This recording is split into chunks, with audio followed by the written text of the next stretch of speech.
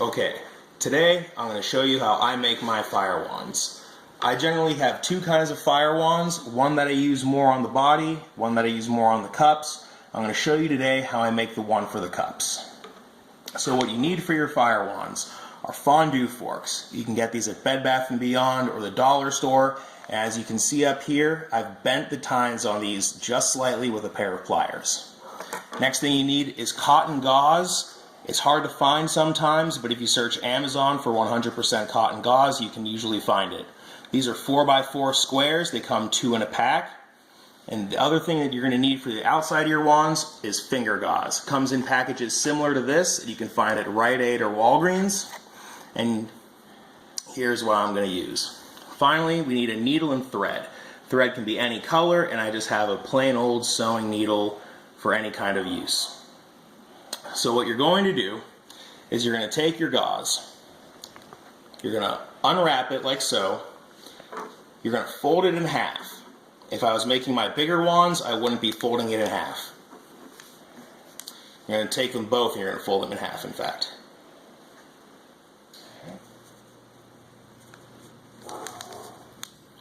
You're going to take your fondue fork, you're going to take your first piece of gauze, you're going to slowly kind of just get it through one of the tines and just start wrapping it up.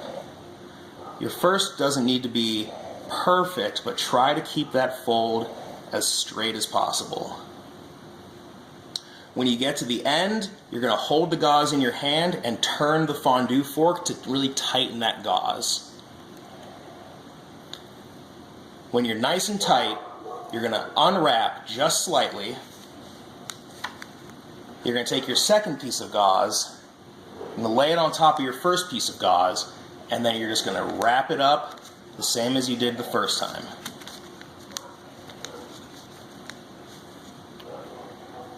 And then again, you're going to hold the gauze in your hand, turn the fork, get a nice tight wrap, and you're going to have something that looks a lot like this. Now, you're going to take your finger gauze and you're going to cut it so that when you fold it over the wand, you get a little bit of an overhang like this. I've already pre-cut mine, so this is how much you're going to want. You're going to take the finger gauze, you're going to have to stretch it and work it open because it comes a lot tighter than this normally. Then you just put your wand inside the gauze, watching out for this seam. Pull it down until you've got about an inch or so past your wand, past your gauze.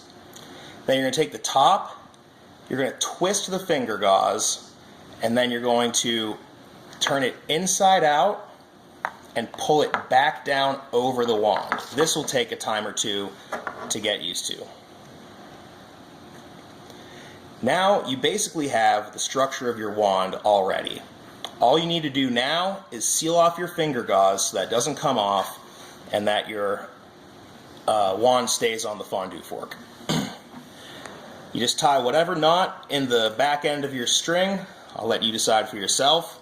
The way I do this is very simple. I just come through and then I just wrap.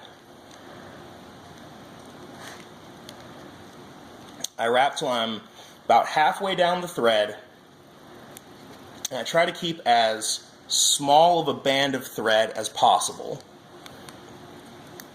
And then I'll just start making what I call sewn-in knots, where I bring the needle through like so, and I bring it through the thread to create just a regular old overhand knot, and then I'll do that and I'm just going to do that overhand knot a couple of times, 4 or 5 or 6 times.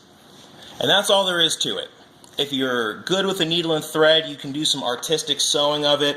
Otherwise, just keep doing those overhand knots and sealing it off until you feel confident that you have a secured knot.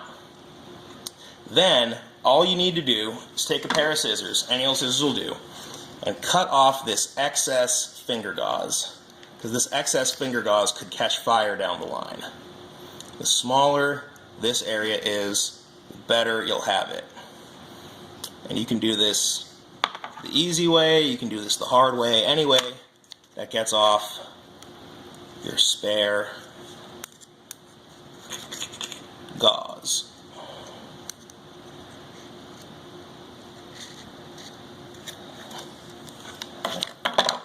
And I'm going to do a few overhand knots to finish this off, but here is roughly what your finished wand will look like.